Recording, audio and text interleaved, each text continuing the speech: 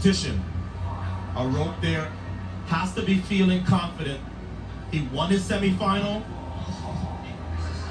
when he only had the fastest times in the heat and the semifinals. He'll be in 5-2 to the inside of Arop.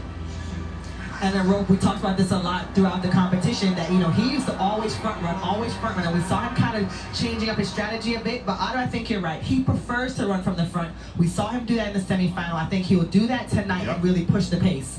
Really good qualifying run by Ben Patterson of Team Great Britain. He starts on the inside alongside Masalela of Botswana, and then Bryce Hoppel, Wanyoni.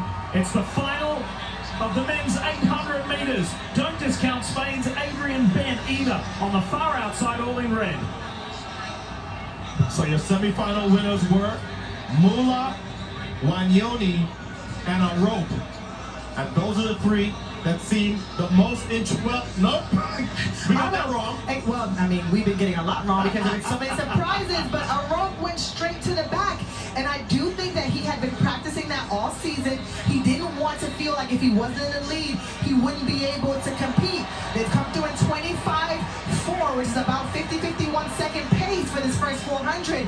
So Arop way off the back, and the youngster, Wanyoni, the 19-year-old, is taking charge of the race so far. Bryce Hoppel is mid-pack. He's on the rail right alongside Algeria's Sajati. There's the bell. Here we go. I'd be worried about letting this youngster, who, remember, fastest time in the heats, fastest time in semifinals, he does not know what it's like to lose on this track. 52.7 at the half. He won the Kenyan trials in this event this year, and it's looking good, but here comes Canada's Marco Arop on the outside. When you make this kind of move, though, it's got to be definitive.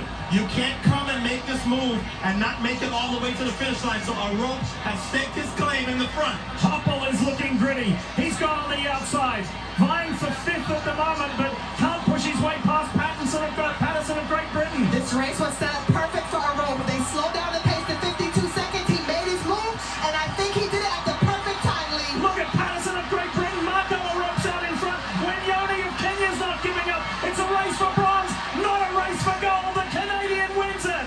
1:44.24 for Marco Arop.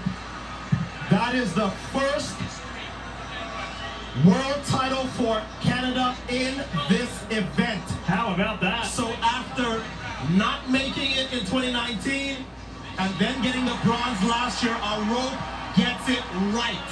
When Yoni tried to continue the Kenyan dominance and get Kenya's 8th gold, it wasn't to be for the teenager. Marco Arop, who switched up his strategy, went to the back on the opening lap, brought it home when it counts. He was so confident, Lee, the entire time.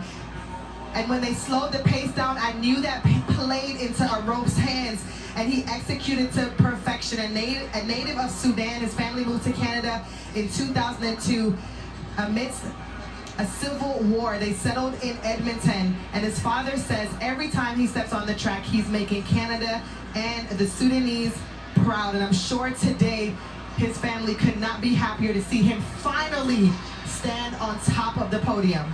So like I think Mo, the reigning world champion, his family has ties to Sudan. But one of the things that helped Arop's cause tonight is that they went out so slow so that because he's in the back of the pack, he had the kick, and when he unleashed it, nobody had a response.